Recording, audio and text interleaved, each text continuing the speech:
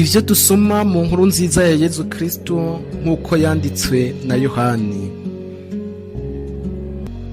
Kubera ko wari umunsi wo kwitegurira isabato y'ico gihe nayo ukaba wari umunsi mukuru uhambaye, abayuda rero basaba Pilato ngo bavune amaguru y'abari babambwe, baheze babakure ko boye kurekera imivyimba ku musaraba ku munsi w'isabato.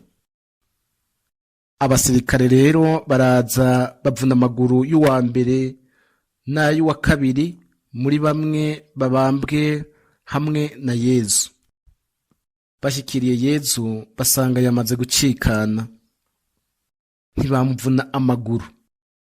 Ariko umwe wo muri nyabasirikare amusogota icumu mu rubavu, haca hisuka amaraso n'amazi.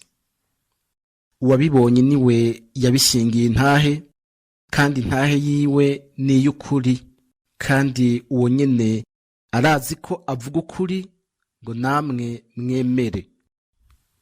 Nkako ivyo vyabaye kugira ngo ivyanditse biranguke ngo nta gufa ryiwe bazovuna.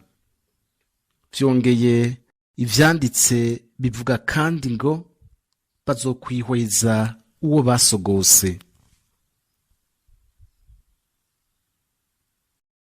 Iryo ni ijambo ry'Imana.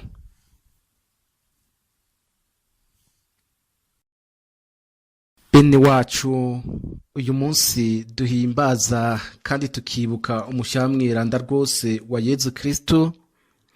Tunezerejwe nuko Imana yaduhaye kuramuka kandi ikadukoraniriza mu bumwe bwayo, kugira ngo idusangize ku vyiza vyayo vy'agahore bikomoka ku musha wayo mwiranda rwose.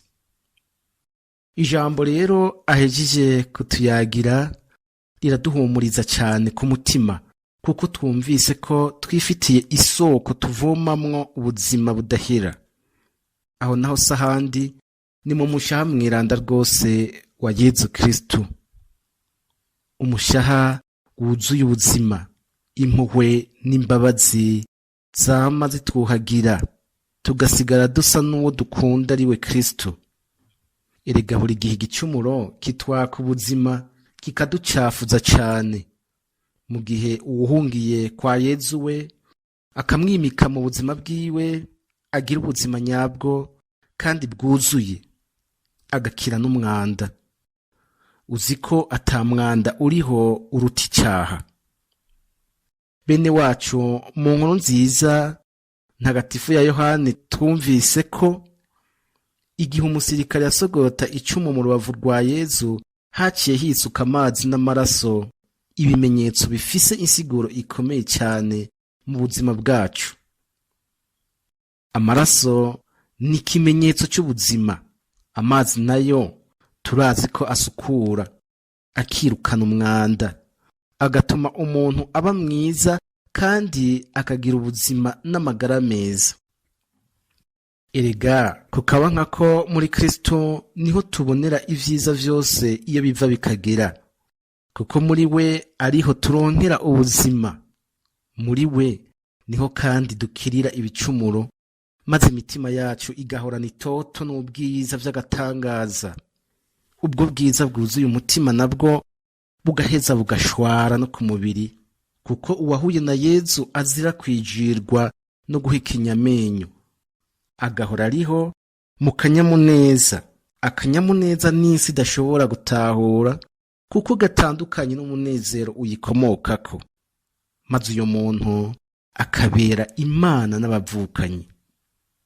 Ese ingene hahiriwe ab'Imana ikunda nabo bakayikundira, bagahora bashoye imizi muri Kristo. Ivyo navyo bikagaragazwa n'ubuzima bwabo bwa misi yose babamwo, mu gufashanya no mu gufatanya na bene wabo.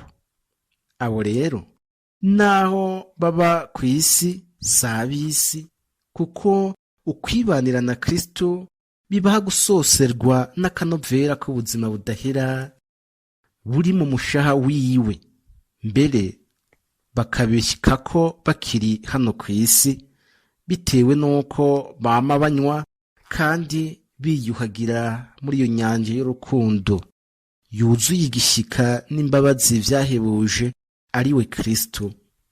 Ese ingene ahiriwe uwakumenye vy'ukuri Yezu Kristo mukanywana, akakwimika mu kunga ubumwe, akakubera umwana nawe ukamubera umuvyeyi. Nta kiba kikimuhagarika umutima kuko ari wewe soko ry'ivyiza vyose: ubuzima, ubwenge, urukundo, amahoro, akanyamuneza, eka hamwe n'ibindi vyose bishika kunyota umutima wacu. Mushaha mwiranda rwose wa Yezu Kristo, turagutuye ubuzima bwacu, bugabe ubuganzi, maze uturinde icyo tuma dutandukana nawe cyose, kuko kure yawe harangwa amarira no gupfapfana. Ni wewe nkinzo yacu n'amahoro yacu, hamahoro ibihugu vyacu, uturindire ekleziya umuvyeyi wacu, ihora ikuvyarira abana bagushika ku nyota, intwari zo kwizera wipfuza. Amen.